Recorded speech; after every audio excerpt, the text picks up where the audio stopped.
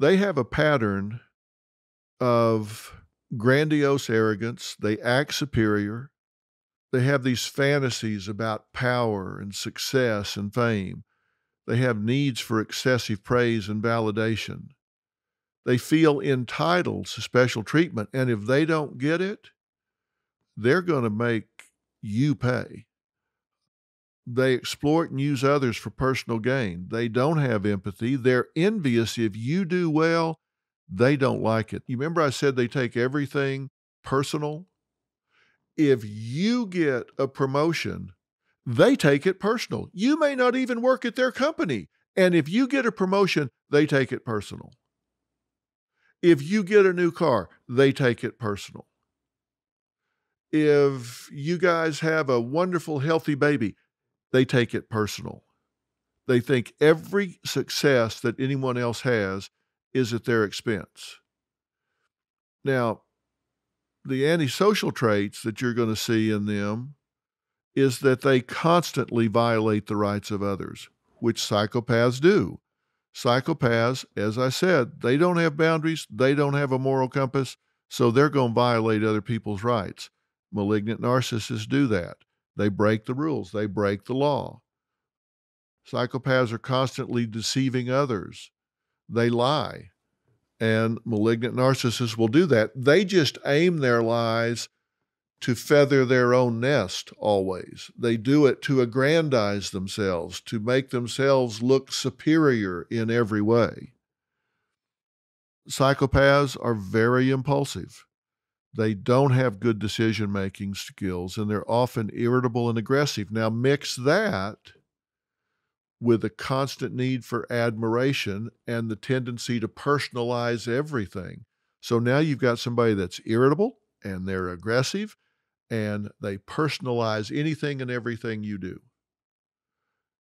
They're going to attack you anytime you are sharing something of success with them. So this can get to be really, really difficult to live with. When you're around somebody that is extremely arrogant and self-centered, and they discard the feelings and needs of other people, then that means you always are being used. You never get anything back in the relationship. There's never a time where it's your turn. It's your time. There's never any time where they come to you and say, "How are you doing?" And if they do, and this is very important, if a malignant narcissist comes to you and says, "How are you doing? Did you have a hard night? Did you have a hard week? Is something going wrong?" They're not interested in you. What they're doing is gathering information that will be turned into leverage to be used against you at a later time. You can never trust a malignant narcissist. If they come to you and they seem interested, they seem empathetic, they seem sympathetic, they seem to be concerned about your well-being, it's a manipulation. They're gathering ammunition to use against you later. They manipulate you so they can get leverage. Maybe it's against you, or maybe it's to use with somebody else. They're always fantasizing about ways to obtain more power and dominance over you. And if you share with them, if you take them into your confidence, you're giving them ammunition. Like, for example, you might be talking to a malignant narcissist and say that you find them, because they're so cold and manipulative, on a given day, they might be seemingly interested in you. And you go, "Wow, this is different." And so you get sucked in and you share something with them. And they might even bait you. They might tell you something about themselves, which will be a lie, by the way, in order to see if they can get you to reciprocate. And if you do, and you say, like, they may say, "Oh, I'm having trouble in my marriage."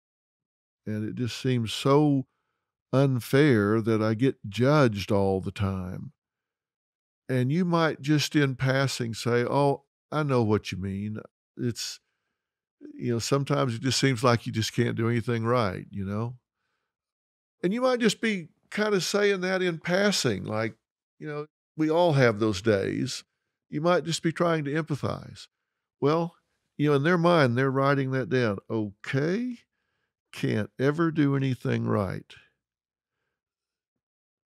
When the opportunity presents itself and they feel like they can gain an advantage by going to your spouse and telling them that you said that they're judgmental and that they can never please them and never do anything right and they're frustrated and they manipulate and spin it up, if they think they can use that and gain some advantage by alienating your spouse from you, they will do that.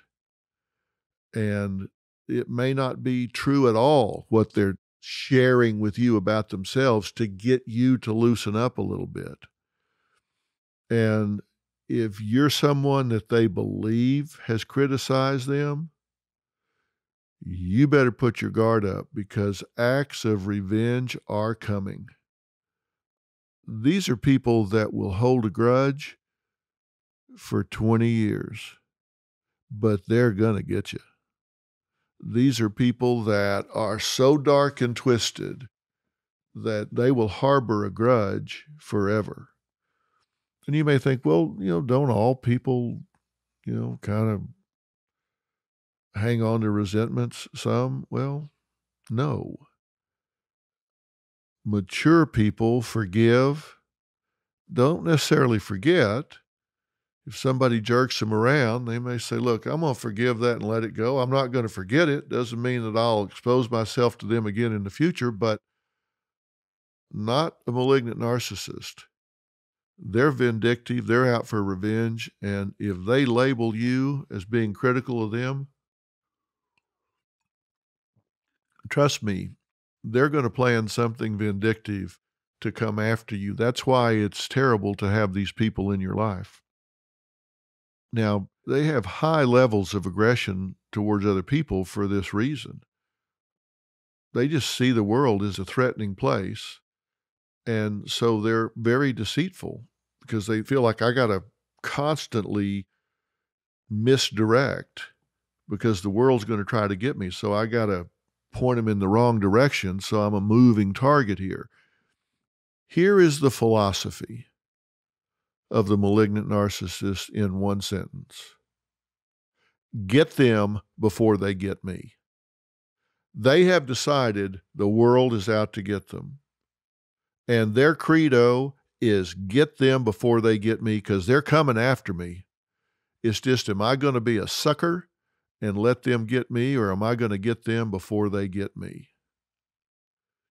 So, that's what you're up against when you're dealing with these folks. And understand, they are motivated by power. When you see them in a position of power, they are going to have a very coercive leadership style. It is okay with them to put their personal pleasure ahead of the safety of others, ahead of the well-being of others. It doesn't matter to them.